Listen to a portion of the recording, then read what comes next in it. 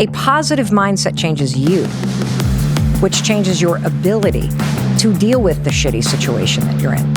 I'm gonna put myself through this much pain and suffering for a few seconds of joy. And it's so worth it, man.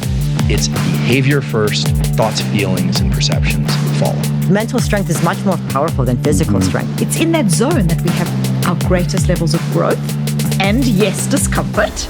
But discomfort is, again, the price of admission to a meaningful life. Our minds are so powerful, so even just like changing the storyline makes it a whole different game. Just try to find a way to get 1% better each day. Interrupting the patterns of thought that are holding you back, it is the only way you're going to change. Mindset is the single most important thing that anyone can take out of this conversation. Hey, everybody, welcome to the podcast. Today, we're going to go deep on mindset, and we're going to do it through the lens of experience and wisdom by dint of some of the most successful, impressive, and mentally tough people on the planet. By way of background, for the last 9 years, I have put everything into this podcast, and through conversation, we have compiled this really powerful arsenal of potent, life-altering ideas, perspectives, and tools on how to cultivate, embrace, and apply a new and more personally meaningful approach to life. And so, for the fourth time, today we present you with this very special masterclass episode that anthologizes the best wisdom shared over the years regarding habit change science, how to overcome obstacles, and foster a mindset that will ultimately improve every aspect of your life. Because, in the words of my friend Mel Robbins, mindset changes you. So, this is a powerful and, dare I say, potentially life-changing collection of wisdom, and I can't wait for you to hear it. Starting with an extraordinary athlete, a true master of mindset, Leah Goldstein. Leah Goldstein is undeniably one of the toughest people I've ever met. At just 17, she donned the Bantamweight World Kickboxing Championship title. Later, joining the Israeli Defense Force and becoming a Krav Maga specialist and an undercover Special Forces intelligence officer. She then embarked on a professional cycling career, but after being told she might not ever walk again following a devastating crash, Leah leaned into her superpower, her mindset, to aid her recovery and launch a brand new chapter in her extraordinary life. In 2021, at age 52 and entirely plant-based, I might add, Leah became the very first woman in the 39-year history of RAAM, the 3,000-mile race across America, to beat everyone, including all the men, and outright win the solo division. Here's a glimpse into the power of mindset when you've been told your physical prowess is over, that healing will be lifelong, and that achievements will be something of your past and not your future. When I reached the peak kind of at that point where opportunities were handed to me, I had the mother of all crashes in Cascade. You start descending, and on those bikes, you can go very fast, almost up to, 100 kilometers an hour, 80 miles an hour. And as we're descending, other riders are starting to come up, and I'm seeing like 85, 86. And then there's a rider kind of coming on my left-hand side. And, there's a center line rule, and she kind of leans into me, and at 80 kilometers an hour, I land on my face. It was a nightmare. I mean, I shouldn't be sitting here today. Right. So I believe, correct me if I'm wrong, like Velo News dubbed this crash like the most epic crash of all time. Correct. At that time, right? Correct, yes. And you were told that you might not walk properly again. Correct. I mean, I broke both my ischium was shattered, my hips were broken, my arms, fingers and toes busted, right? It's like taking a pretzel and basically stepping on it, right? Mm-hmm. And I can't even explain to you the worst pain I'd ever been through. Everything hurt all the time, breathing, blinking, people opening and closing the door, the wind from that, right? It was a tough go. Wow. How long were you in the hospital? They couldn't move me out of the United States for, I think, 4 weeks. And then they transferred me because I had to be airlifted from the crash to St. Charles in Bend, Oregon. And then my sister came to pick me up because I couldn't, it was going to take a Right. big process to drive me back to Canada, because also getting expensive, because medical is expensive here, right? Sure. Yeah. So, okay, so months in the hospital, Yes. but you have the gift of these doctors telling you you're not going to walk again, let alone get on a bike and ever race again, right? So what do you do with that information? You know what you know what I said to them in my Yeah. head. I won't say it on air. I'll show you. I mean, how do you begin the rehab process? Well, listen, the only thing I could do was contract my abs. That was the only physical thing I could do, right? But I basically made a promise to myself, and I said, I don't care how long it takes, or the kind of pain I'm going to go through. I'm going to get back on the bike. I'm going to race again, and I'm going to come back even stronger than I did before all this happened, right?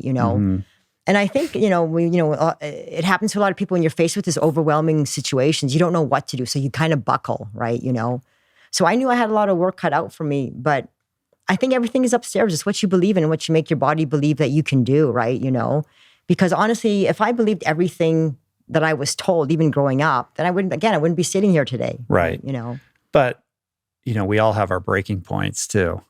We do. But your ability to kind of compartmentalize all of that and just focus on, okay, I can do this. Like, how much of your military training comes into play in terms of having the mental rigor to just block out, the fear and focus on the task at hand? Well, I think the military has a lot to do with it, because it was part of their job, even during my, military training, to crack us mentally as best as they can, right? Because mental strength is much more powerful than physical strength. We all know that, But for me, like at that point, going back to the hospital, I mean, how can they say something like that? I haven't even started my rehab, you know what I mean? Just to make that kind of prediction that fast, right? And I think that's the thing, is that we're so quick to take, the easy way out, right? Without being more optimistic of the things that we possibly can do, and the possibilities of just going after the things that you believe in, right? Because sometimes you're not going to get support from other people. You're going to have to believe in yourself, right? And that's the thing, is we're so influenced by other sources. But for me, I never was, never has been, and never will be. What I want to do and what I'm determined to do, I'll make it happen. I'll find a way to make it happen. Right. So make it happen you did. Like, how long was the rehabilitation before you could get back on a bike? I was back on my bike, race ready, in less than a season. So like 8 months. 8 months. Wow. But every day, I was better than the day before, and just staying positive. And honestly, I swear to God, being in that positive mode, I could feel things starting to bind. Because when I went to get re-x-rayed at the General Hospital in Vancouver a couple of months later, they were floored at how fast I was recovering, And you attribute that to just being in motion? I think motion and mentally, you know what I mean? And just determined that I am going to get out of this. Yeah. So from the wheelchair, then, like, how do you, are you walking with a limp? Like, how Oh, yeah, no. It goes from wheelchair to a one crutch, you know what I Right. mean? Bopping away. And then, it was even wheelchair to wheeling to my trainer, which was on a bike, whatever. And it took me like 40 minutes just to get from the wheelchair, just to sit and be comfortable on the bike, because it was the flashbacks. Despite the age-old adage, you can't teach an old dog new tricks, what if I told you that you actually do have the power to change your brain and reprogram your perception irrespective of age? Meet neuroplasticity overlord Dr. Andrew Huberman.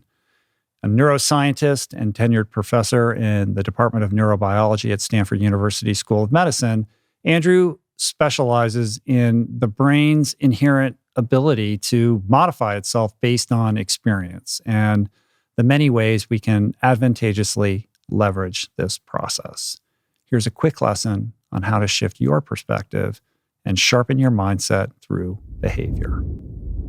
It's incredible because if you think about sensation, perception, feeling, thought, and behavior, actually the way to control our nervous system and feel the way we want to feel is to run that backwards. Behavior, thoughts. So if you change your behavior, then generally your thoughts, your feelings, and your perceptions change. Yeah. And everyone tries to come at it from the other end, but he's figured out through whatever process led him there and incredible life circumstances, how to run it in this direction of behavior first. Yeah. And I really think that if neuroscience has anything to offer, it's some understanding of what the underlying chemicals and neural circuits are, but the sooner that the human animal, the human species can start to understand that our our feelings and our thoughts and our memories and all that is very complicated, but that when behaviors are very concrete and they are the control panel for the rest of it. I don't want to relegate feelings. Feelings are extremely important. I don't want to relegate perception. They're extremely important. But when it comes to wanting to shift the way that you function, to get better or to perform better or to show up better or to move away from things like addictive behaviors, it's absolutely foolish for any of us, me included, to think that we can do that by changing our thoughts first. It's behavior first, thoughts, feelings, and perceptions follow. Mood follows action. Mood follows This has action. like been my mantra forever, and I swear by it. And David's example illustrates that act first. He's developed so much neural plasticity that it's reflexive for him to just move towards the hard thing or the challenge or the discomfort, right? And now the science establishes that this is indeed the case. And yet our programming, our default hardwiring is to put us in this place where we want to ruminate on all this stuff and wait until we feel like doing something before we do it or check our motivations for it. But anytime I'm in a funk or I want to change my state, I have to move forward. I have to do something with my physical body in order to shake things up and rearrange whatever's going on mentally. So, and it works every time. It works every time because the brain circuits, meaning sets of connections and chemicals, they're there from birth, they're there your whole life, and they were designed for that. So in 2018, a graduate student in my lab published a paper in Nature showing that in the face of a physical threat, there are three options. You can obviously freeze, you can retreat, or you can move forward. And the moving forward response actually triggers activation of a connection in the brain to the dopamine circuitry of the brain and makes it more likely that you're going to be able to move forward in the future. Now, what was interesting to us was that not only is forward action rewarded at a neurochemical level, which then sets you up for more forward action, but the highest level of agitation and stress was associated with moving forward. We always think, well, if I just calm myself enough, I'll be able to move forward. Right. But it's the exact opposite. Yeah. And so people who are paralyzed in fear or that have a hard time initiating, sometimes the key is to raise the level of stress and agitation. This is why deadlines are so effective. Right. This is why fear is so effective. This is why that deer gets up out of its, nice little den and starts to move, because it feels a certain level of agitation. If that agitation isn't high enough, we will not move forward. And so especially in the US, we have a culture in which stress has been created. These ideas around stress is that it's terrible for us, when in fact stress is designed to move us forward towards these action steps that are rewarded, which then move us forward, and so on. So what is the process of combating that, monkey mind that is, running whatever narrative that's keeping you stuck? Like, it's easy to say, like, just move, you got to take the action. Sure. But a lot of people still, despite understanding that, intellectualizing that, are unable to, basically act as if. Some people are just hypo-aroused. They're just not motivated enough. And those people would benefit greatly from cultivating practices like superoxygenated breathing. Mm-hmm. So this is something along the lines of like Tumo type breathing. So rapid, and we look at this in the lab, we're actually running a human study on this now. So 25 or 30 deep breaths through the nose and out through the mouth, then exhaling the breath and holding, learning how to self-generate adrenaline. That's what you're doing when you're doing that. Some version of the Wim Hof technique. Or that's what that is. Brian McKenzie talks about. Some people are so agitated, the monkey mind, they got too many things going on and they're thinking, okay, they're trying to sit down and write. I suffer from this and I'm feeling like, wait, I've also got this person I need to connect with, and I'm kind of being drawn off course by not being able to put the blinders on. For people that have that issue, I think learning how to calm the nervous system is very powerful. And a physiological sigh is 2 inhales followed by an extended exhale. So it's like, it's not just a deep breath, it's 2 inhales followed by an exhale, okay? And what that does, and this has been shown several times now in humans, and other species as well, is it dilates the little sacs of the lungs. And that second inhale dilates them a little bit more, and it pulls a little bit of carbon dioxide out of the bloodstream so that when we exhale, we offload the maximum amount of carbon dioxide, and it perfectly adjusts the ratio of carbon dioxide and oxygen in the bloodstream and lungs. And sometimes it only takes one of these double inhale exhales. Sometimes somebody needs to do 2 or 3. But that's the fastest way to bring the autonomic nervous system down. A lot of people need such a tool because I think we talk a lot about meditation and tools for calm. And, I can go to Esalen for a weekend and get a massage. I'm going to feel very good. But then when I'm thrown back in real life, I need something that's going to work in real time, what I call a real-time tool. Everybody should have a kit of tools that they can use to bring themselves down and ramp themselves up. And then what people don't realize is that mental focus follows visual focus. Now, in blind people, it's slightly different. It follows auditory focus. But in most people, your visual focus, as you bring that into really sharp relief, that image of your book, and you stare at it, you're going to feel some agitation and your mind's going to be jumping all over the place. But if you wait just a couple minutes, the rest of the world will disappear. I think this is sort of like the flow state people are looking for. But remember, the gate of entry is one of you have to wade through some sewage before you can swim in clear water. Right. That's the way I always think about it. But the visual focus is what brings the rest of the brain into cognitive focus. And people in the martial arts understand this. You've probably experienced this running when you're feeling exhausted and you can just concentrate on one milestone and get there.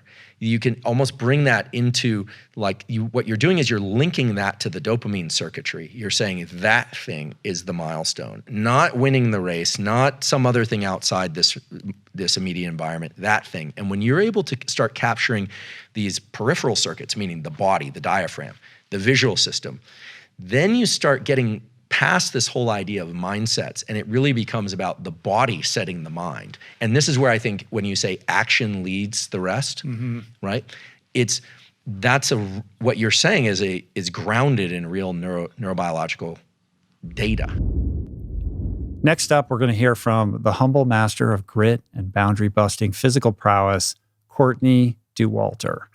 Arguably the world's best ultra runner, Courtney's recipe for success isn't about cutting-edge training plans, coaches, or carefully honed nutrition. In fact, she actually abides by none of these. For her, it's instead found in seeking out and celebrating what she calls the pain cave, that deep place of physical discomfort that most go to great lengths to avoid. In this clip, Courtney shares a few of her mindset techniques and tactics that have propelled her superhuman feats of endurance and exactly what it means to carve a path through your own pain cave. Tell me a little bit more about what that is when you reach that point or that limit or that place where you feel like you can't put one foot in front of the other. Like what is the lesson that you find for yourself in that? So I call it the pain cave, that place. And I guess probably 4 or 5 years ago, I viewed the pain cave as this place that you should try to put off as long as possible in a race. Make your pain cave be as far away from you as you can. And if you arrive to it, then you just sit in it and you try and survive the pain cave. But in the past couple of years, it's just a mindset, right? It's all in our heads, this thing. And in the past couple of years, it's been the place I want to get to. So changing it to a place where I get to celebrate that I made it there. And then that's where the work actually happens. So making the pain cave bigger is how I view it instead of pushing the pain cave away. And I think our minds are so powerful. So even just changing the storyline makes it a whole different game. Right. So what is the story that you what is the script that you flip when you're in that headspace and it's getting really hard? Yeah, it's perfect. This is what we wanted. Now we get to actually do the hard work of making the cave bigger. And so it's picturing a chisel and just making tunnels in my pain cave in my brain. Right. You actually visualize that? Yeah. I'm super visual. Yeah. I like that. It makes it very visceral and like Yeah. real. If you can, it's not just a mantra, and mantras are great. I'm sure you have mantras, but actually creating that three-dimensional image in your mind. Yeah. Yeah. And it's just telling myself a different story about that place where it hurt so bad, where before it was like surviving it. And now it's like, this is so cool. We made it here. And now we work. Yeah. It's funny. I've been doing this podcast thing for a couple of years at this point, and I've had a lot of people on who have done hard things, and I have psychologists and psychiatrists and mindset experts, and everybody kind of comes to the table and they're like, this is how you do it. And it's like step 1, 2, 3. And like when your mind does this, and you're just like, well, I just, like you just like, it's very refreshing, because what it does is it dispels this myth that it has to be complicated or that there is a right or a wrong way. Like you're just embracing life in all its colors and have figured out this thing that works for you. But it's welcoming to people because you're saying like, look, I'm doing this, you can do this too. Like there's a what's the right word? Welcoming, to repeat myself, I think is what it is. Like you're creating space for other people to see greater possibility in themselves because of that relatability. Well, thank you. Yeah. That's very kind. Yeah, no, I think it's powerful. It's really powerful. In the equation of mind versus body, like how do you think about that? Like how much of it is physical prowess versus mental grit?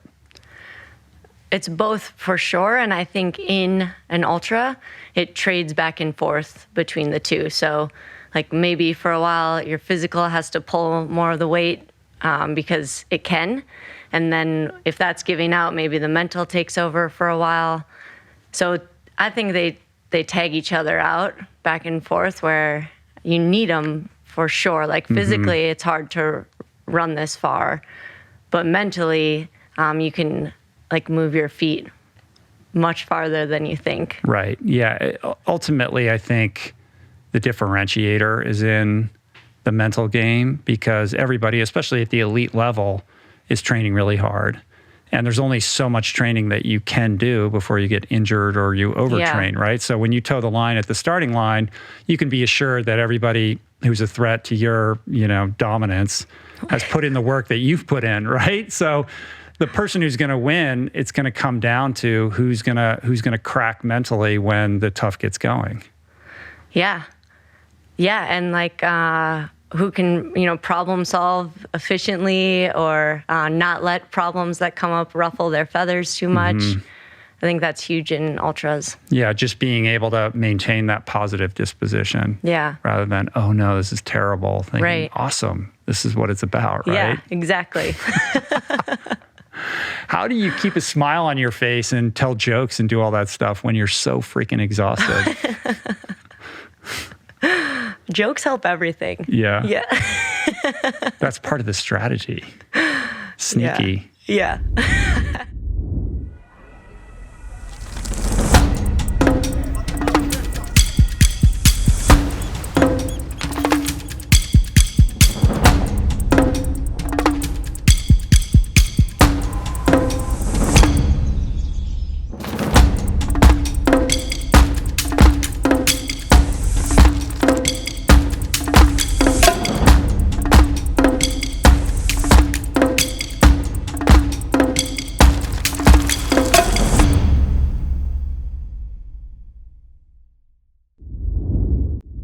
Mastering mindset begins with expanding your sense of personal possibility.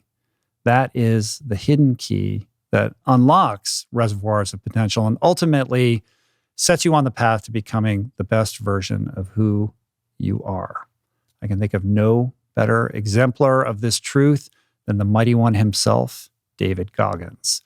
Often referred to as the toughest athlete on the planet, David is the only member of the U.S. Armed Forces to have completed SEAL training, including 3 Hell Weeks, in addition to the U.S. Army Ranger School and Air Force Tactical Air Controller training. His remarkable feats of strength include finishing near the top at dozens of the world's most grueling endurance races, including the Hurt 100, the Leadville 100, the Moab 240, Western States, and many more. But perhaps David's greatest accomplishment is that throughout his life, he has faced and overcome a succession of just seemingly insurmountable obstacles to become the man he is today. Obstacles like asthma, sickle cell anemia, psychological and physical abuse, obesity, and even a congenital heart defect that often left him competing and winning on a mere fraction of his actual physical capabilities. All of which is, of course, chronicled in his fascinating memoir, Can't Hurt Me. Here is David Goggins. So think about this. I put everything on David Goggins to be a Navy SEAL. It's like going to the crap table with your last $1,000. And you say, you know what? I'm going to put everything on this fucking, on black. And hopefully I'll win. If not, I'm broke. I put my whole life, a guy that was scared of the fucking water, a guy that could fucking taught himself how to read and write, on being one of the hardest motherfuckers on the planet. Think about that shit. A guy that came from nothing. I put my whole life, and I'm going to go out here and put everything on David fucking Goggins to be a Navy SEAL. Not to go be a fucking, Boy Scout or some shit. A Navy SEAL. And I look at that, and I did all this shit just to get the opportunity to succeed. That's what people don't fucking understand, man. And people see the end result. I remember that guy saying, my God, man, I can't believe what the fuck I've just done. I put everything, ruin relationships, ruin this, ruin that, put everything on. In fact, I have to become someone in this world, or I'm no good for anybody. Where does that come from? Where did that compulsion, that drive? It comes from a disgusting place of not being fulfilled in your life, of afraid of dying, having never accomplished anything.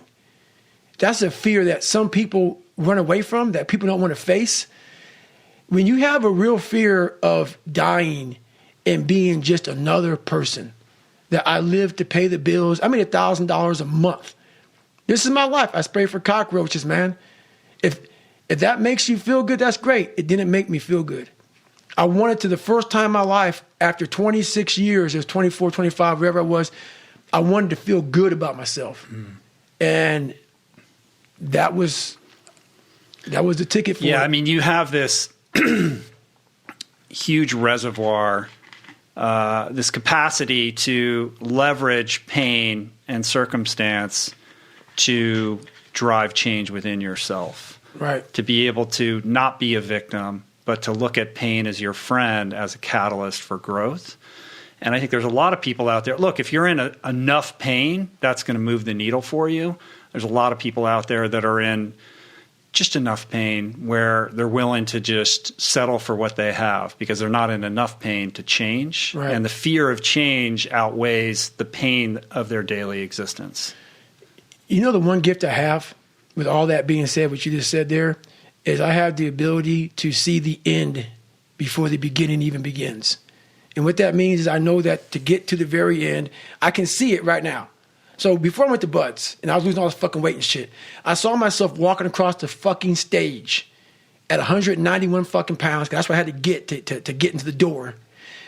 I saw myself 6 months, a year later, whatever's going to take me to do it, I saw myself walking across that stage, getting that fucking certificate of graduation from Buds.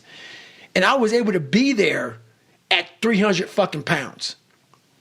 And that feeling that I was nowhere near that fucking feeling, I was able to put myself there 1,000,000 times every fucking day. And that feeling of like, my God, that is going to feel fucking amazing.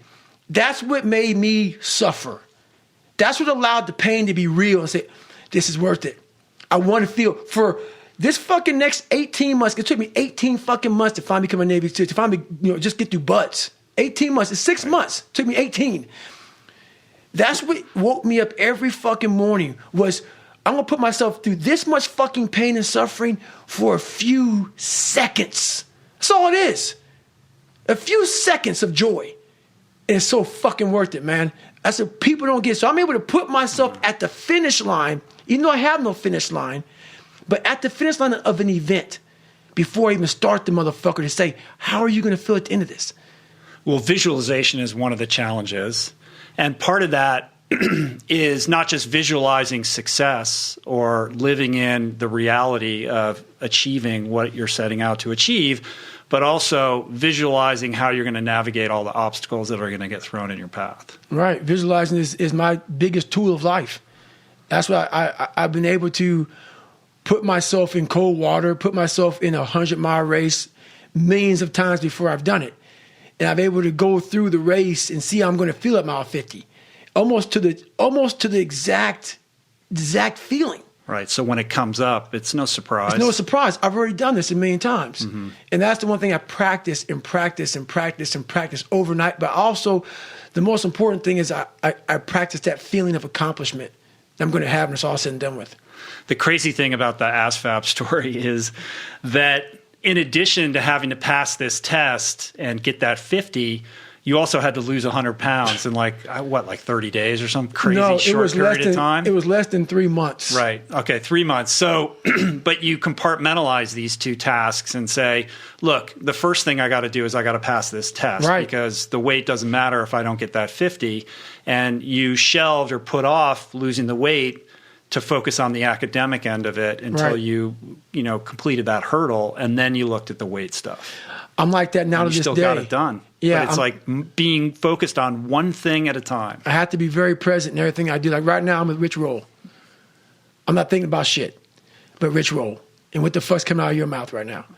That's what gives me a huge advantage in life, especially today, in this day and age, with so much shit going so fast and everybody wants to keep everything going, everything up and everything. I want to be the greatest multitasker of all time. Not me. If I put my 100% into what's in front of me, I will destroy it. If I'm out here just multitasking and shit, I'm going to half-ass everything I do.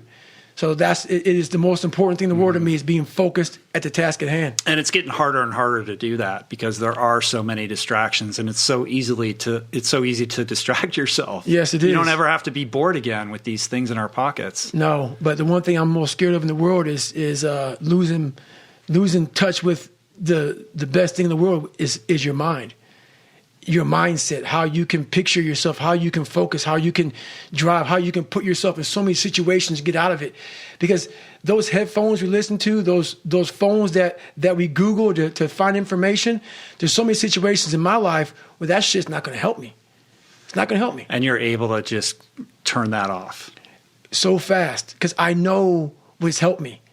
None of that stuff's ever helped me. Mm-hmm. None of that stuff's ever helped me. What has helped me has been me alone, getting my shit together and being accountable for who I'm not and who I want to be. It's the only thing that's helped me.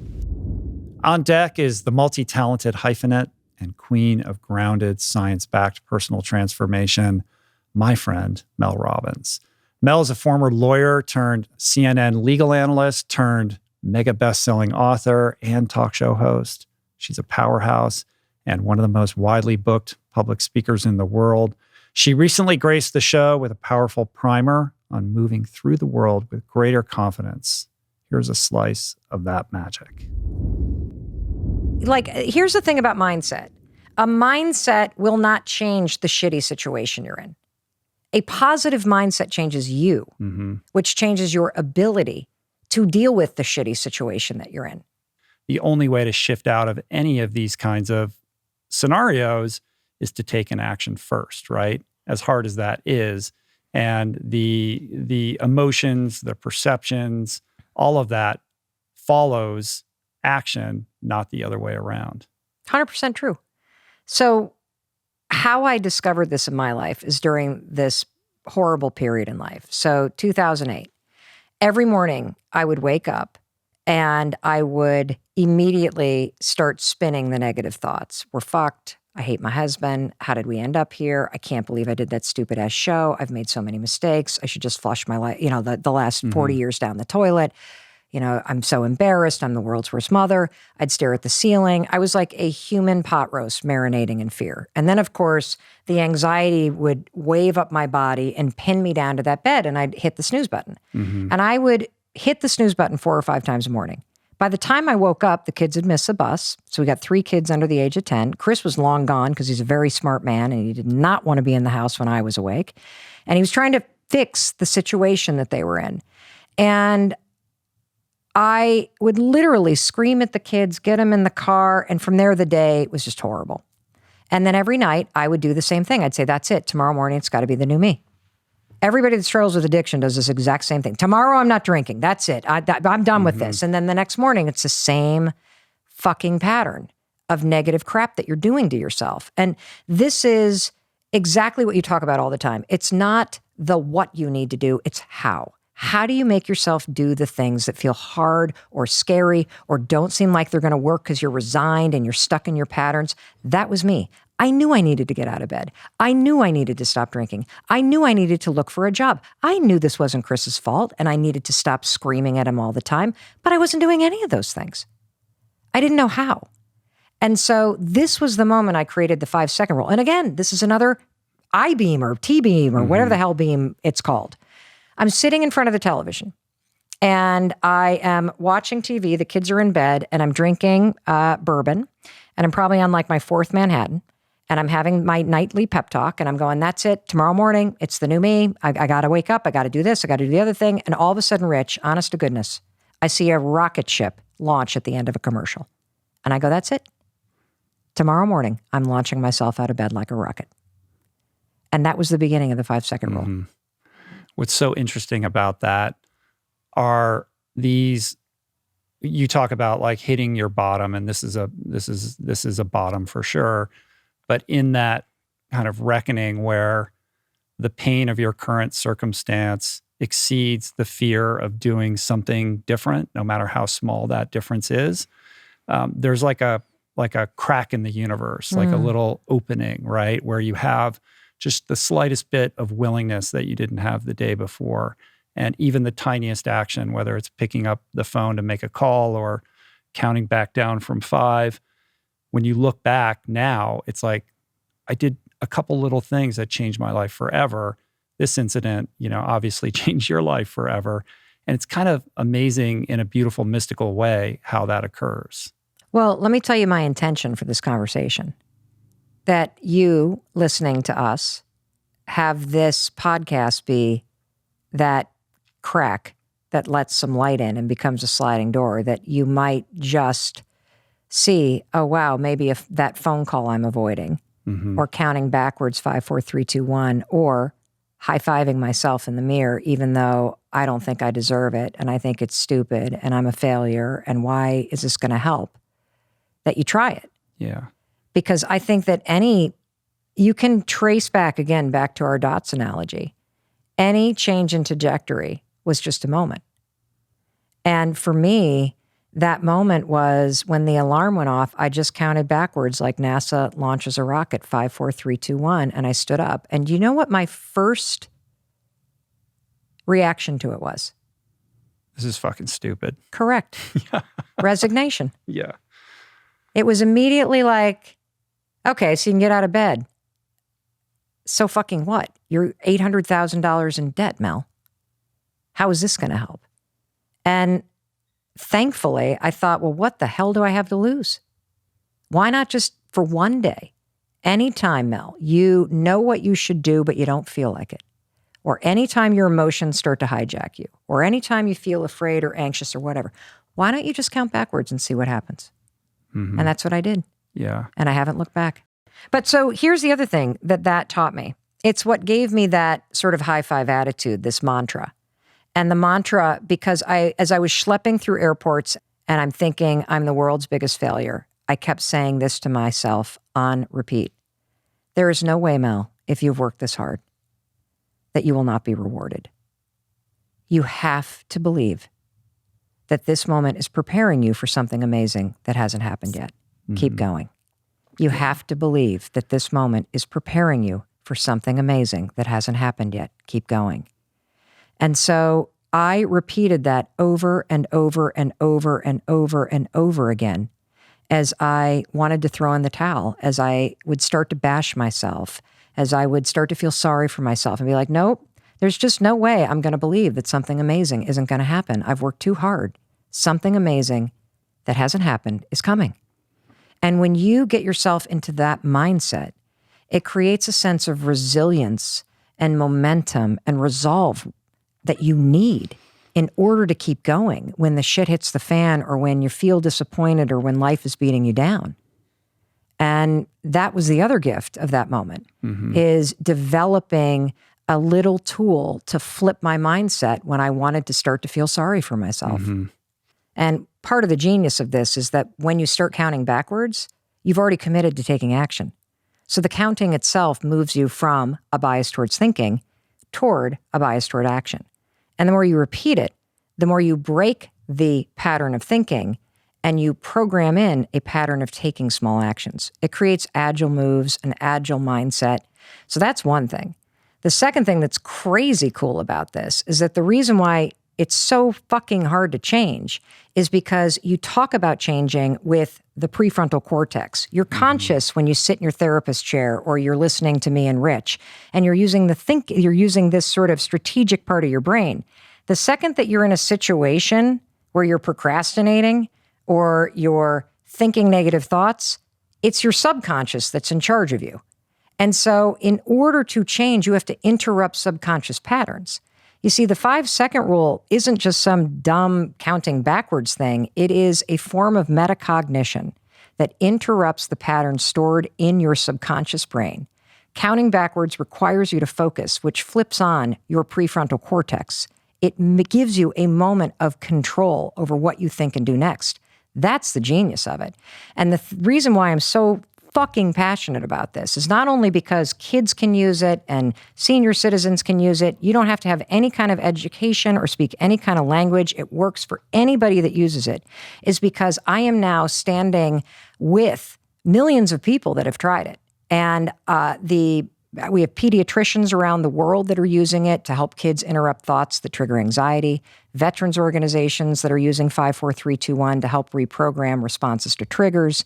We had an entire wing of a Pennsylvania psychiatric inpatient nursing unit show up at the talk show to tell me that of all of the tools that they give people that have an inpatient commit, the single most positive and effective tool is the 5-second rule, because it is simple, you remember it, and it immediately interrupts the negative and suicidal ideations that torture people. And speaking of suicide, we know of 111 people who have stopped themselves from taking their lives by 5-4-3-2-1, asking for help. So I am here to tell you, I don't give a fuck how stupid you think this is. I want you to try it. I want you to share it with people, because interrupting the patterns of thought and behavior that are holding you back and pushing yourself to take action or to think something different, it is the only way you are going to change. And this is a tool that's going to help you bridge that gap. Boom! I know. We just found the clip. We could pull that clip. Why is it so hard to overcome negative patterns? Well, James Clear, New York Times bestselling author of Atomic Habits, says the problem isn't you. The problem is your system. One of the most popular episodes to date in the history of this podcast, James graced the show back on episode 401 and taught us new ways to perceive behavior change, starting with the 1% better rule. Here's a glimpse into that exchange. Why don't we, if you could leave us with a couple things that people can take away to perhaps, kind of tweak how they look at and think about the habits that they're trying to change in their own lives, and some simple steps to get them started in making better decisions. Sure. So I'll give you one mindset shift and one practical application. So the mindset shift, and this kind of lies beneath the entire conversation we had today, is to just try to find a way to get 1% better each day. It doesn't need to be something radical. It doesn't need to be something huge. But habits are easy to overlook, both good and bad, on any given day because they don't seem like very much. The difference between studying Spanish for an hour tonight and not studying at all seems like nothing, because it's like, well, I still didn't learn the language. And the difference between eating a salad versus eating a burger and fries seems like nothing because your body looks the same in the mirror and the scale is the same at the end of the night. It's only once your habits have compounded over 2 or 5 or 10 years that the full impact of those 1% choices, 1% better or 1% worse, becomes fully apparent.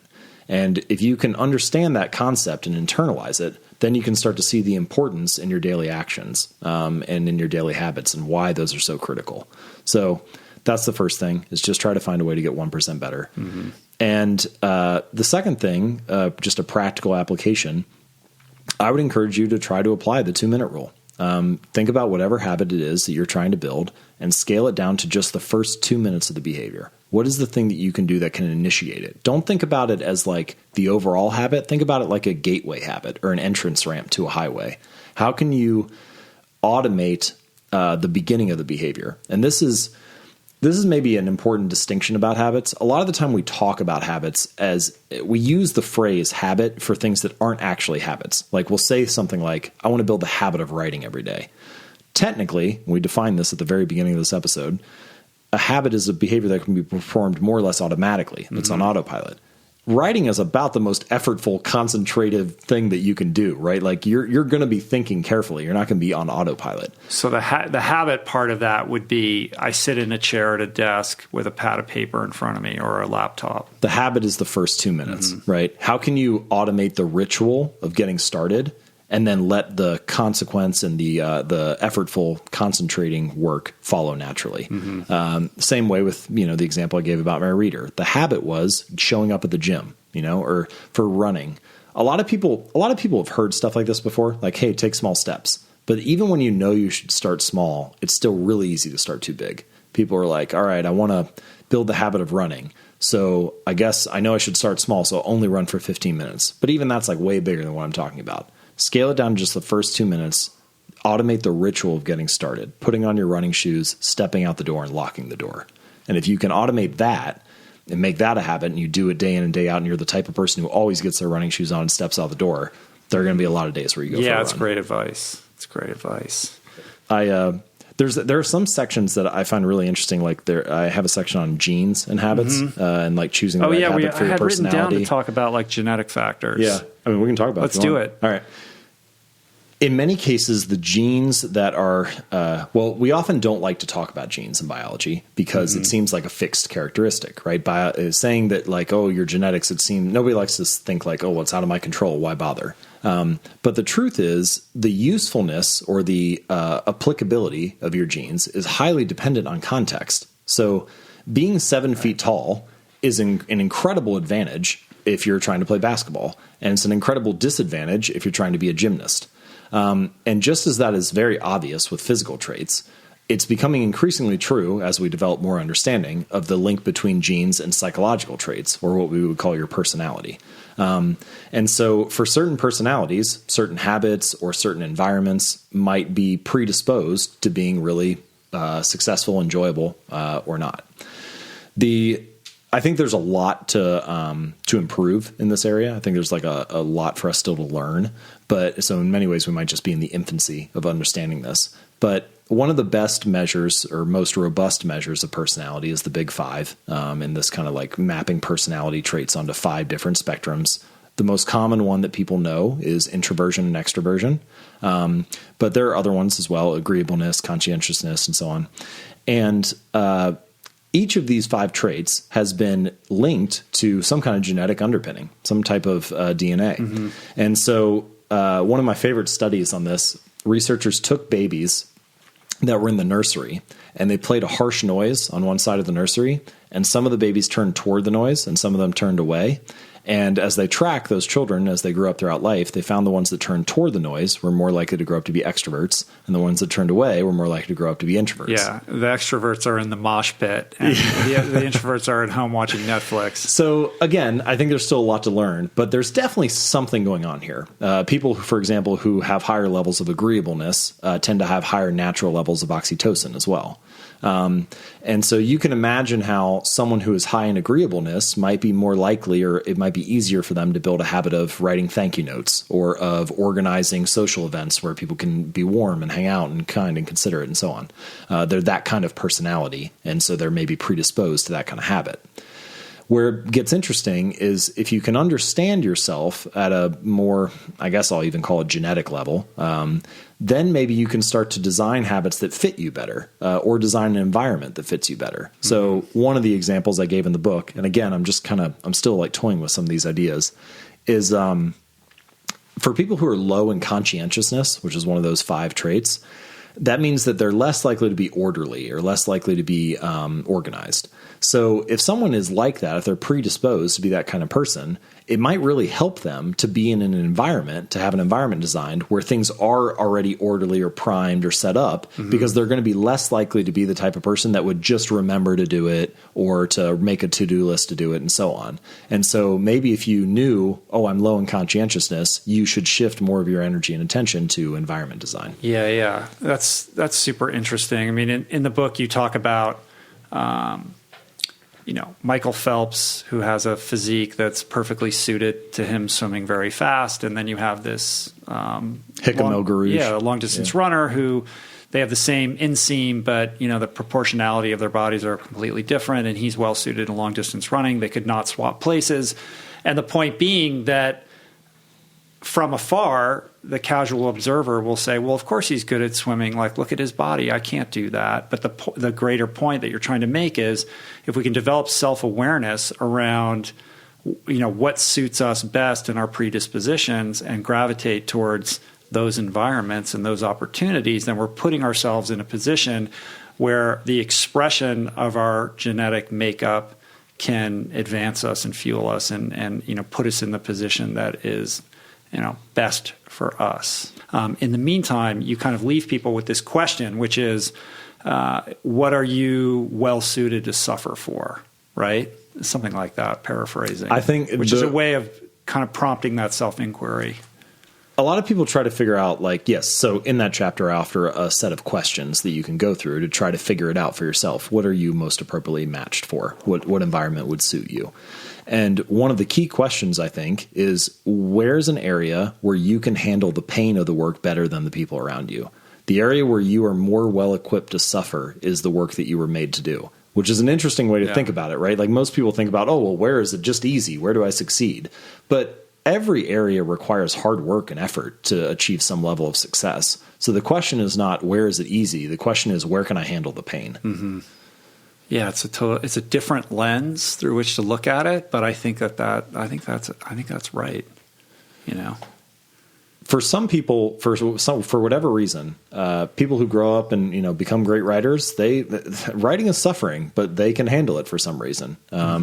Navy SEALs, it's not easy to be one, but the guys who can make it, somehow they can handle the suffering of it. Yeah, they're well suited and prepared and willing to undergo that for some reason. And I think I used that line, something similar to that, at the end of that chapter, which is at the peak of any field, what you're going to find are people who are both well suited and well trained. It's not just one or the other. They have the environment matching, and they have the hard work and the effort and the perseverance. Right. Habits are the compound interest of self-improvement.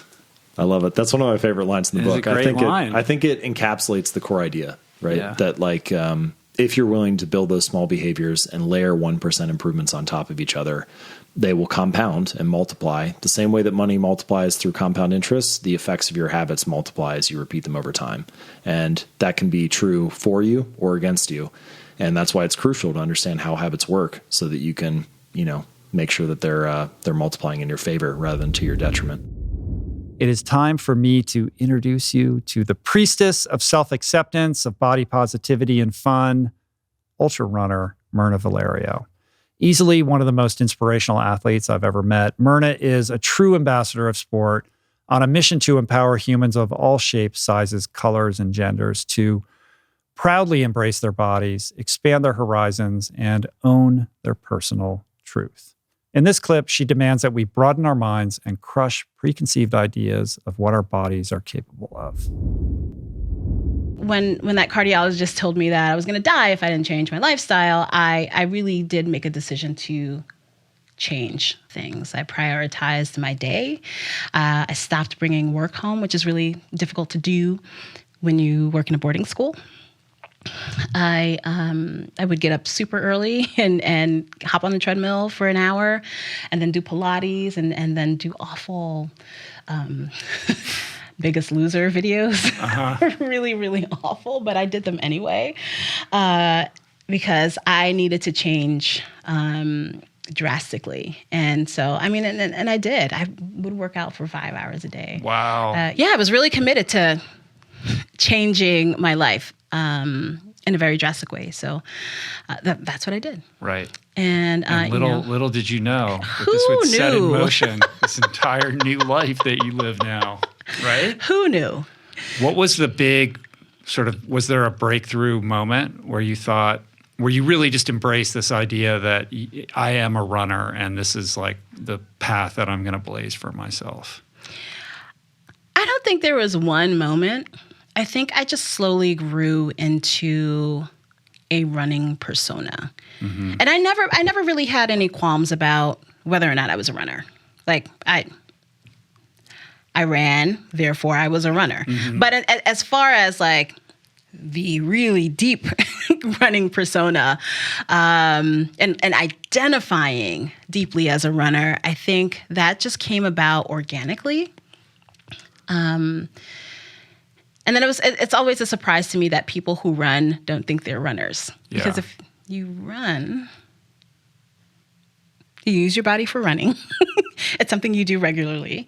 Then you are what you do, right? Right. Well, we all measure ourselves up against some idealized version of what that means or is. Right. And the truth is, 99.99% of people that are out running are not, winning marathons and things like that. This is the greatest participation sport. As I said, like I'm just a person who likes to run and I like to exercise. But on the other hand, I know that there are lots of people who, for whom like this thing that I'm doing seems to be inaccessible to them. Mm-hmm. Because they have this idea that a runner looks this way, a runner runs this quickly. A person who hikes is a certain body type, a certain race, probably male. And so when they see me, it blows their minds that I'm out there doing those same things unapologetically and without regard for what people think I should be doing and where people think I should be doing it. The unapologetic part is a big part of it too. Like you always have this huge smile and you're the life of the party on the trail. And I think I don't know about the life of the party. Well, there's this sense like, oh, well, I'm here, but I really shouldn't be here. Like the sheepishness that perhaps somebody else who's trying to make this work would feel in that experience. Well, I definitely, when I started trail running, I didn't know what I was doing. Nobody does. Right. I still don't know what I'm doing. But, I would just kind of like hang in the back and listen to the race directors and then go off on an adventure because I always see it as an adventure. And again, not knowing what I was doing, not knowing what I was in for. But as I became used to that and more comfortable with that, the unknown aspect of trail running and anything that you do in the outdoors, I definitely became more comfortable just being in those spaces. And that's that's how I operate in any uncomfortable situation. I'll hang in the back and observe, learn things. And then as I become more comfortable, what's the word I'm looking for?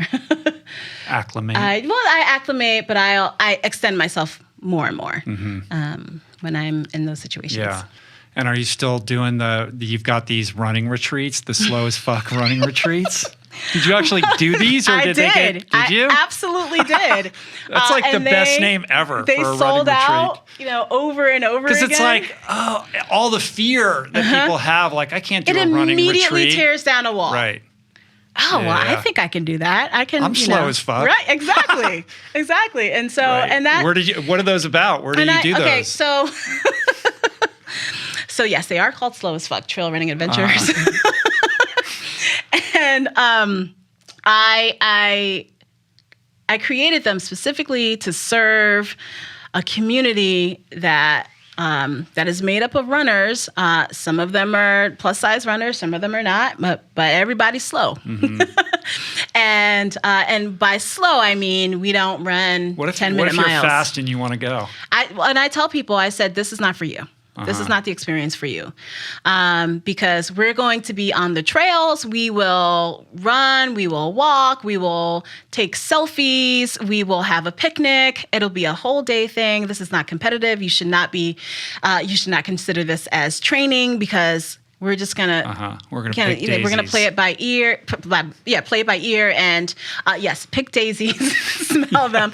We're going to climb mountains. We're gonna do some sort of reflection work, and we're gonna have a good time. So yeah, like how many people? The very first one I did was 22 people, which was a lot of people. And do you just do it in your backyard trails, or do you go somewhere? I rent a house somewhere, and that's near a lot of trails, and and I bring people in. I contract a lot of people in to do yoga, meditation. Right. Had Roz Mays, who's a pole dancer, come in and do some sensual movement without a pole, just so that, and with the goal being that people begin to get more comfortable in their own bodies and in the space that they inhabit, and they transfer that out onto the trails and hopefully in the rest of their lives. And so that was fun. No Mindset Deep Dive would be complete without a word from my next guest, the irrepressible James Lawrence, aka the Iron Cowboy. James is a multiple world record-crushing endurance athlete whose mind-boggling feats include completing 50 Ironman distance triathlons in 50 days in 50 states, and most recently completing an absolutely astonishing 101 iron distance triathlons in 101 consecutive days. In this clip, he explains how he fosters his extraordinary mental conviction. Your gift really is that you're able to suffer, but you have, figured out a way to express that through these challenges that get incrementally more and more difficult over the years that allow you to kind of be in the place that you're in now. I didn't say that very articulately, but you know what I'm saying? This starts on a Ferris wheel for 10 days. And, it's not like you're out winning triathlons right away or anything like that. Like you have a very different path into this kind of thing. I think that is the most beautiful or profound lesson that needs to be heard today. Nobody's the expert at the beginning of their journey. Nobody is. And you have to meet yourself where you're at today, and that be the expectation. The hardest thing to do is to start on any journey, because that's where the highest amount of struggle is. That's where our experience and our momentum and our success is at its lowest. And a lot of people see the headline, the 100, and think, oh, he's just born to do this kind of thing. And I love saying it now that you can't go from 0 to 100 and miss all of the moments in between. And everybody has a beginning, middle, and end to their journey. A lot of people just get caught up in needing to understand how it's going to unfold, and they get paralyzed and never actually move forward. Well, and two, that was beautifully said, but two, they're too, and social media, this is the bad part about social media, is they're comparing themselves against what other people are doing or showing that they're doing. Mm-hmm. And they say, I can't do that and I'm not good enough. And that's what stops them from starting.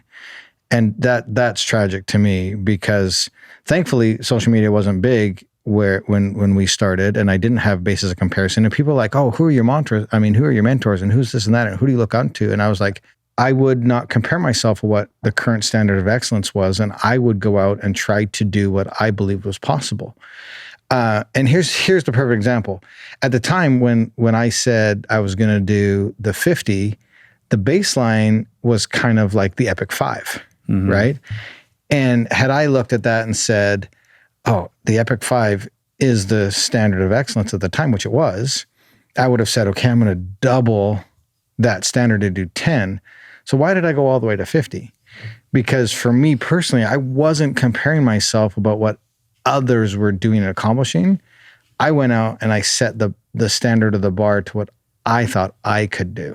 And that's where people get into problems and struggles, is they are now comparing themselves to what they see the top guys doing, and they just get overwhelmed and they don't start. And so there's two sides to that coin, right?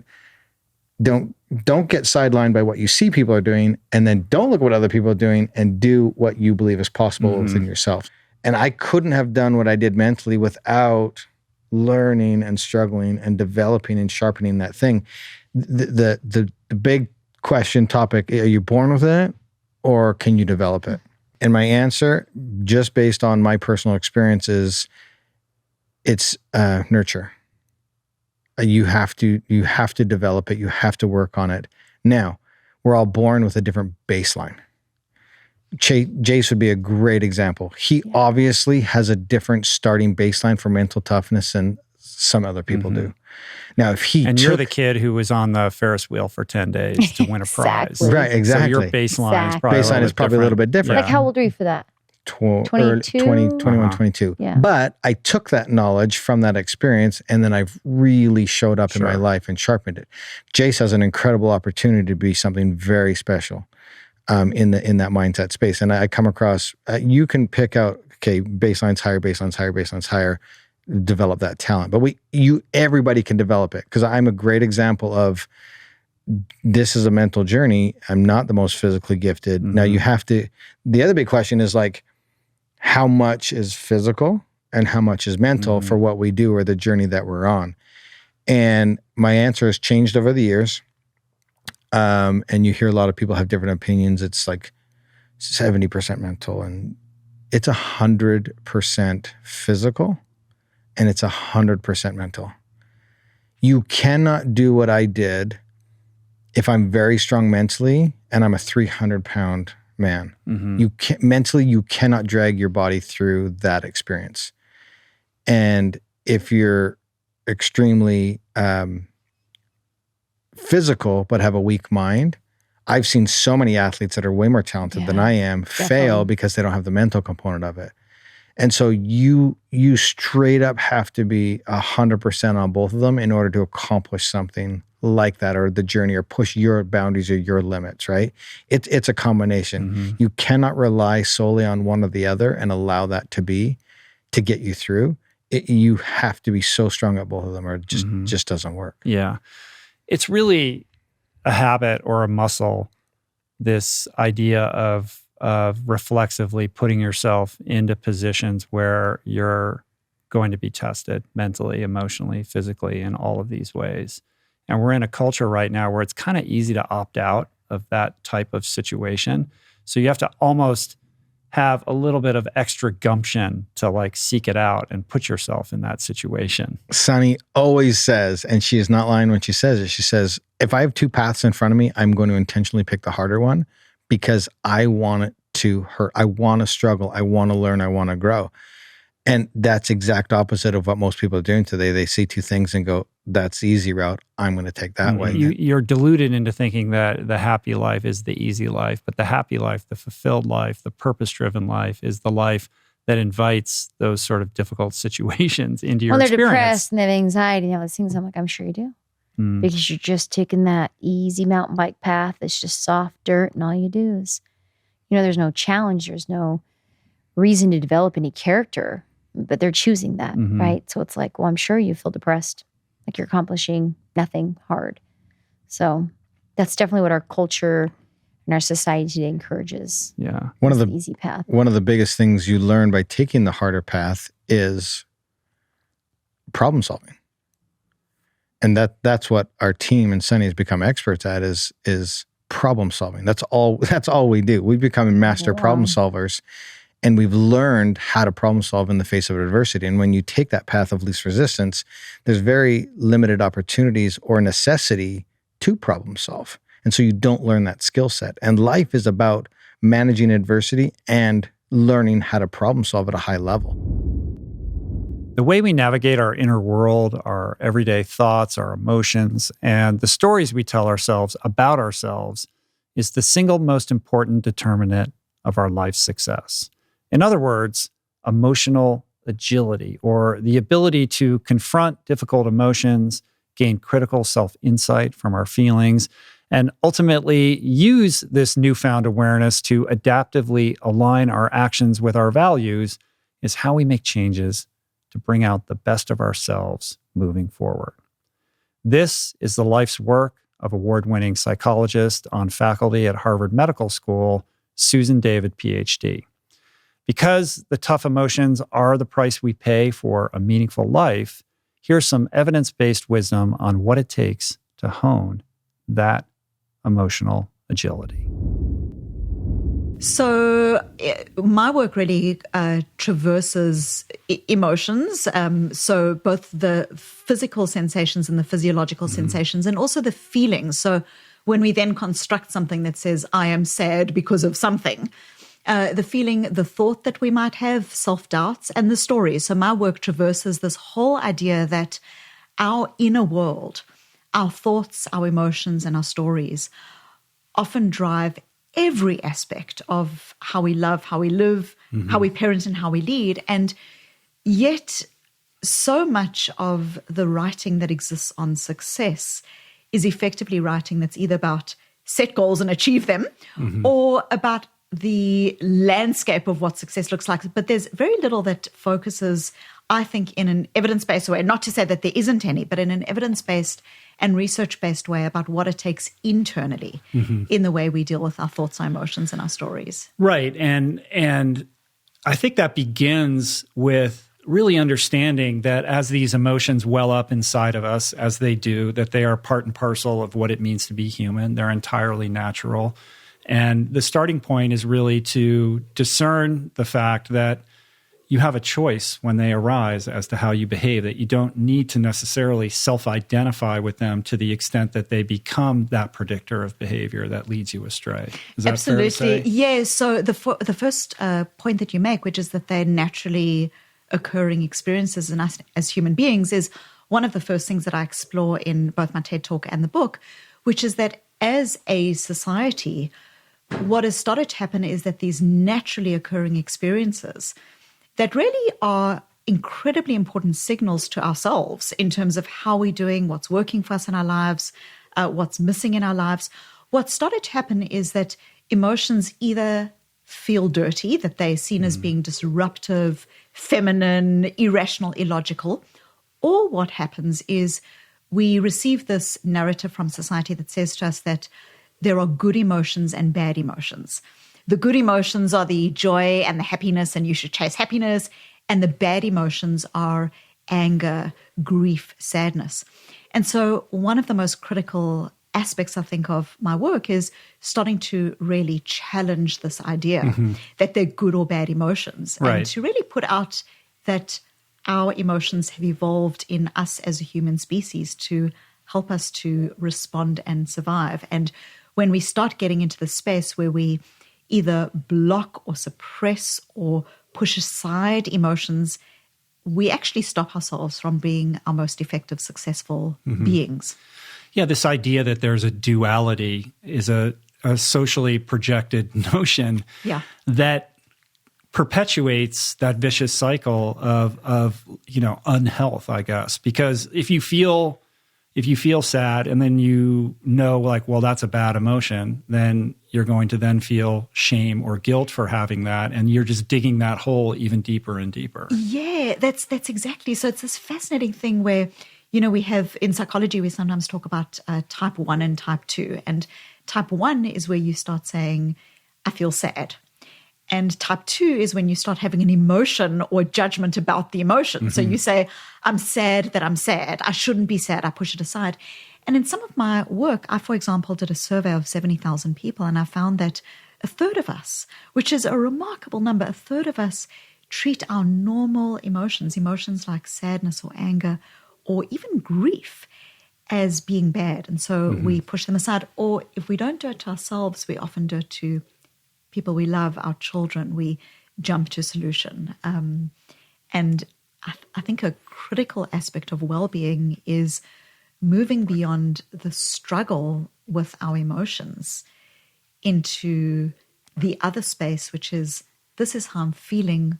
What do I need to do about this context that I'm in? Right, to detach from the self-judgment that usually is accompanying that. Yeah, the radical acceptance of all of our emotions, our grief, our sadness, our anger, is a hallmark and a cornerstone of resilience and a cornerstone of effective relationships. That's not to say that because we feel angry, we have a right to be angry and we should act on our anger, or because we feel wronged, we have been wronged. But rather, what's at the core of my work is this idea that our emotions contain signposts to things that we care about. They're these flashing lights. You know, if I feel guilty as a parent, it doesn't mean that I should be guilty, but it does mean that there's a value often that sits beneath that emotion, that I value presence and connectedness with my children, and that I'm not feeling enough of it. I'm not experiencing enough of it. So instead of judging the emotion, if we can rather be open-hearted and accepting and compassionate of it, we can start moving into the space where we are able to discern values that are underneath it. Right. I like the idea that the emotion really sheds light on the extent to which you're invested in that value. So that guilt reaction really just reaffirms to you that that impulse to be a good parent is valuable to you, right? Yes. And that's an affirming way to perceive what you would ordinarily, feel lousy about. So, again, in the book, what I do is I talk about these 4 movements. I talk about showing up, which is noticing your thoughts and your emotions in compassionate ways, stepping out, which is creating the space, walking your why, which is this, how do we make values-aligned choices, and then moving on. This is this tiny tweaks as well as this teeter-totter principle. So the idea behind this is that often when in life, whether it's in relationships or at work, we develop strong levels of overcompetence.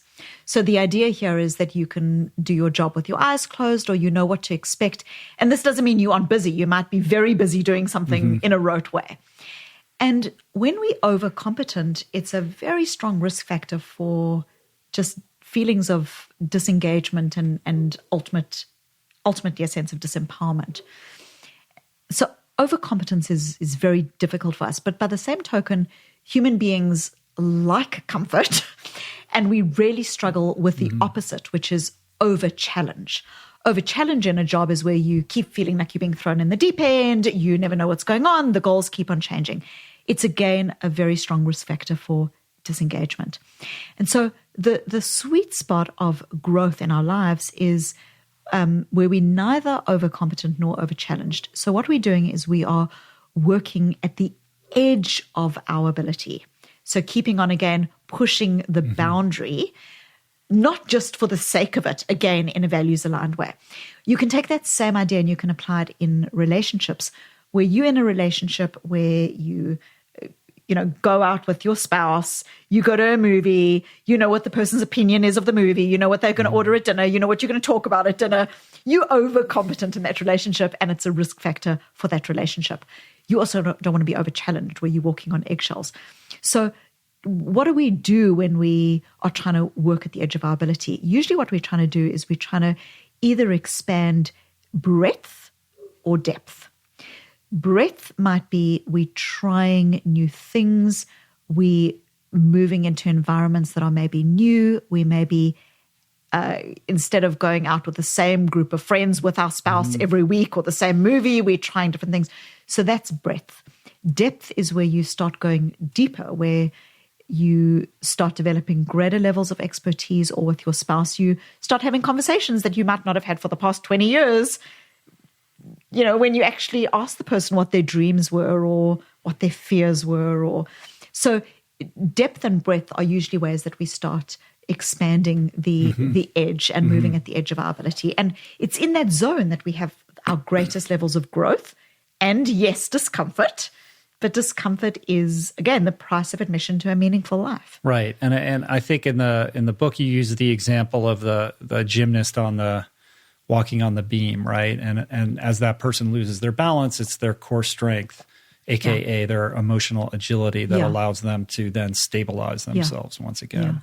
Yeah, and it's sort of like I had a couple weeks ago, I had the climber Alex Honnold in here, you know, who's just brilliant what he does. And it's so extraordinary what he's able to do.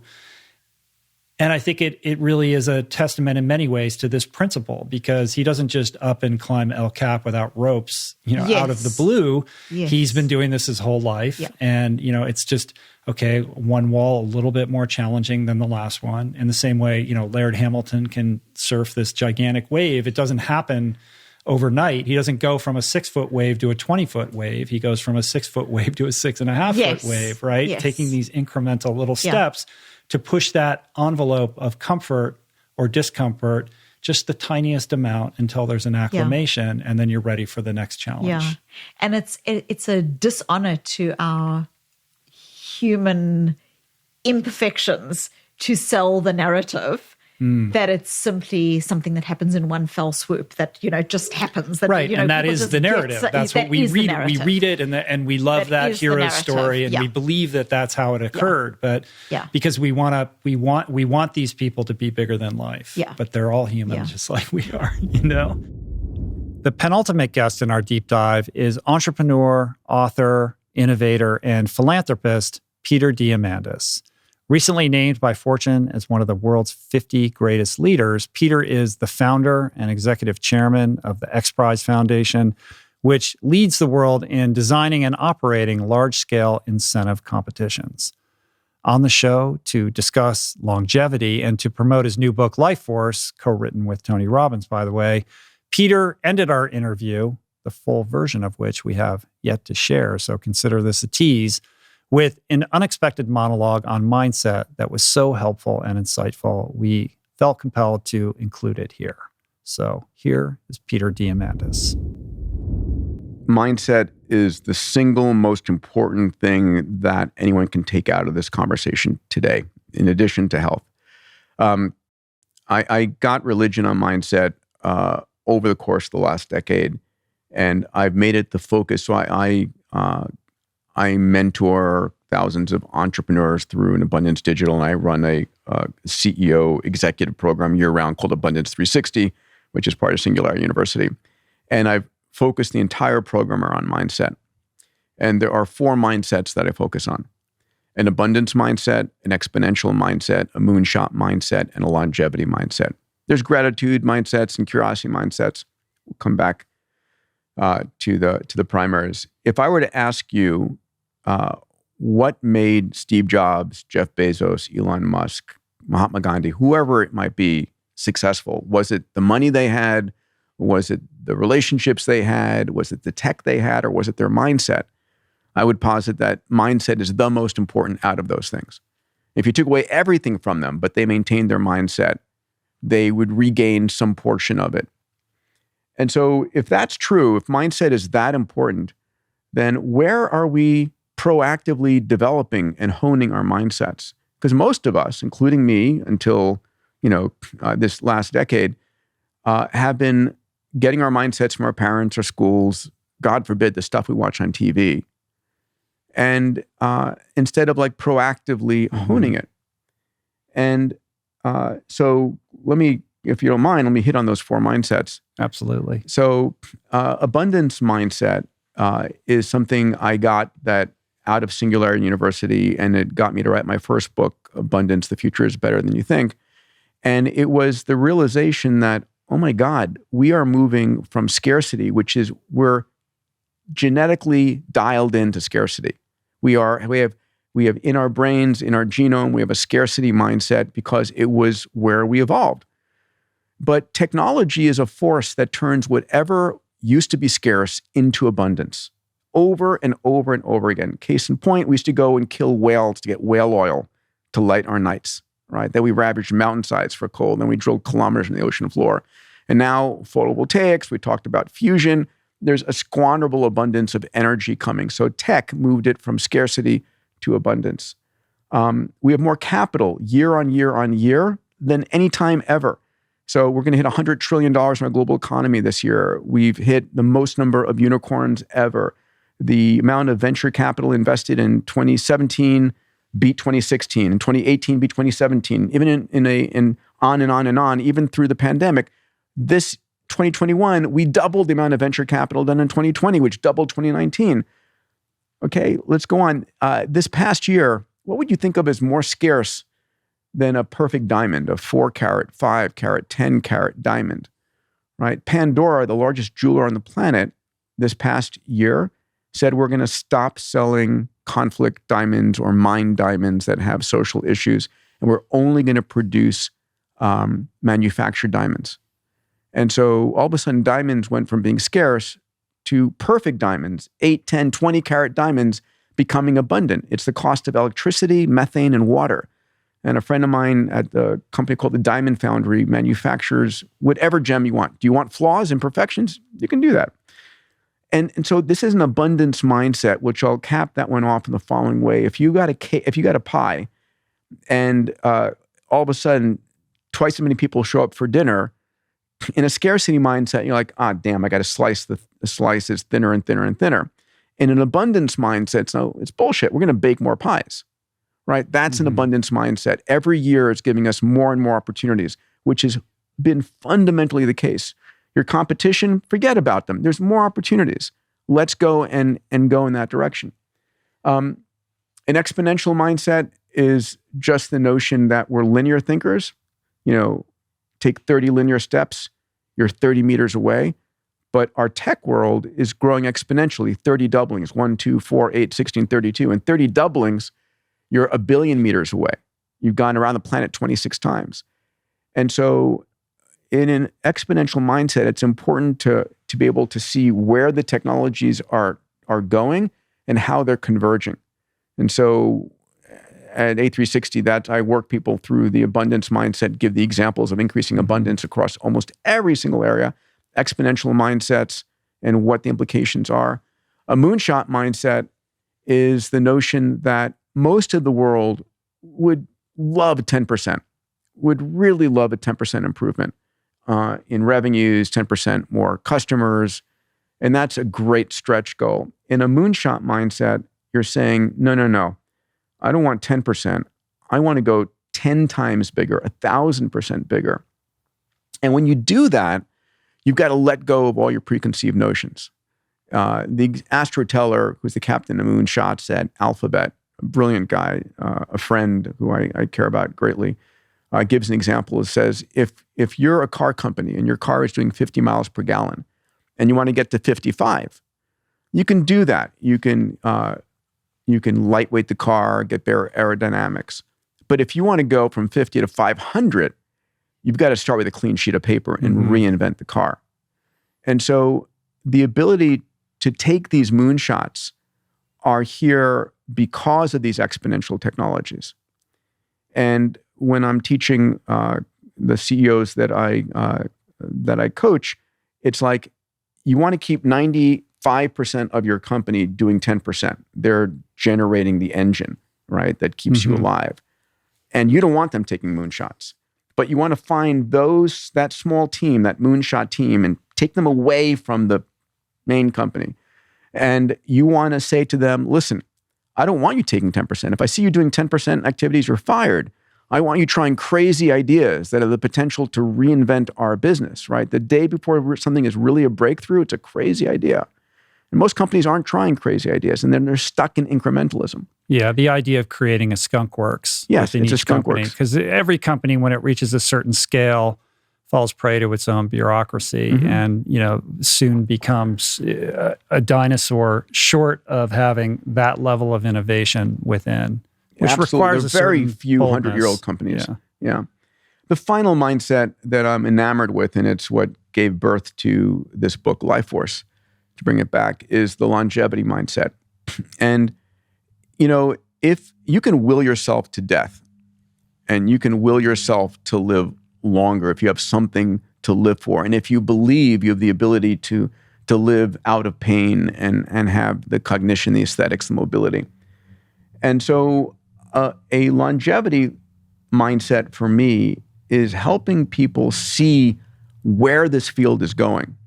One of the things I did, Rich, was I built over the last year an AI engine that searches the global news, journals, tweets, magazines, newspapers, and it finds longevity and health tech breakthroughs. And it scans it for any dystopian, and it rates it on a quality article. And I get a digest every day. It uses GPT-3, uses the OpenAI's AI engine to give me a summary paragraph about 15 different breakthroughs per day. And so it's my longevity mindset. I'm seeing what's going on in all of these different fields, and I have zero question about reaching longevity escape velocity. And you can try it, as can everyone else. It's free. It's longevityinsider.org. And at the end of the day, I get this news that gives me tremendous hope. And because of that, I'm willing to change my diet, sleep longer, do intermittent fasting. Right. It's almost, we're the last generation, right? Who are like butting right up against the edge of whether we're going to make it across the transom or not. Yeah. Right. Yeah. All right. Well, here we are. It's the final clip.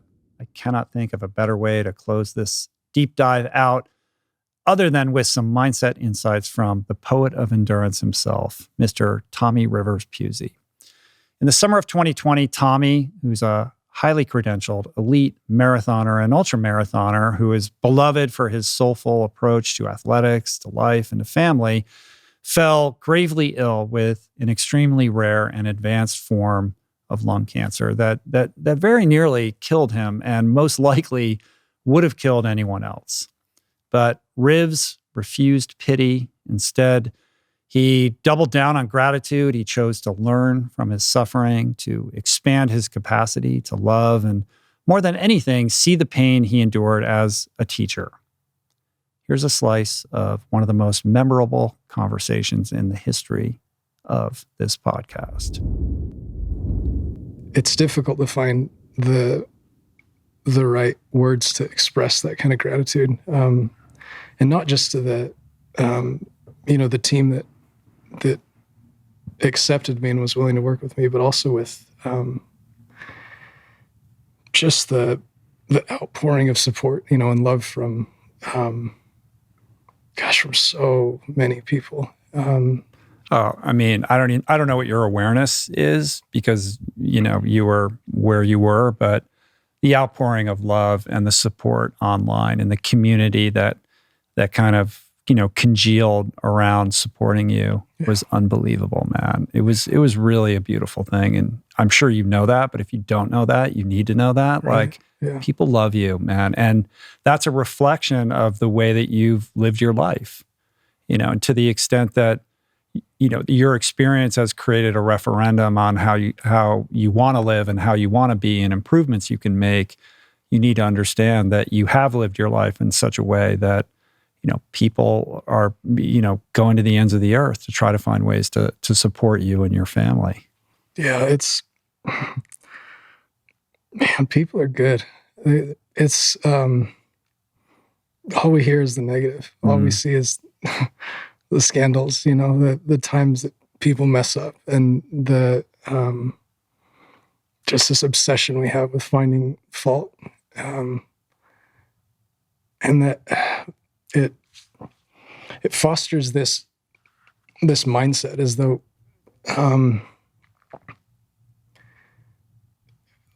humans are just these fallible, wretched, cynical creatures, and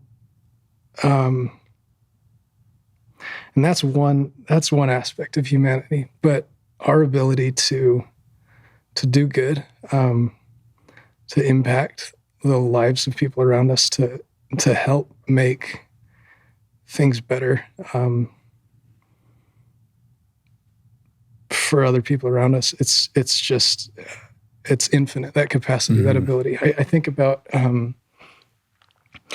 humanity. We talk about humanity all the time. Well, we did growing up, at least in my home. My mom was an artist. My dad, his graduate degrees were in humanities and religion. And that's fascinating. I didn't know that, but I'm like, of course. But growing up, we studied the masters, of the humanities. They were the artists. They were the writers. And that word became synonymous with like masters of the arts. They were great writers or painters or sculptors. When we think about Michelangelo or Bernini, or we think about these individuals that had this ability to capture human emotion, human experience, and that's why we call it the humanities. Not because it's not synonymous with artists. It's that they have the ability to capture the essence of humanity. Not just have the ability to paint or just to be a sculptor, but to actually capture a feeling, this universal human experience. And there's this massive, I think about this massive spectrum of humanity. And on one end is the weak, miserable, wretched aspects of humanity. But then on the other side of that spectrum is our potential for good, and we are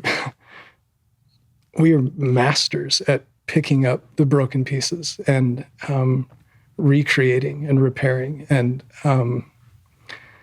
we're masters of redemption. I mean, we really are. And we're also masters at deflecting the fact that we have that capacity. We put it on something else or someone else, always. We look at these incredible achievements that humans have accomplished, and our first reaction is, oh, it must be extraterrestrials. It must be something else, that right. did this. We couldn't have possibly achieved this. Exactly. Yeah.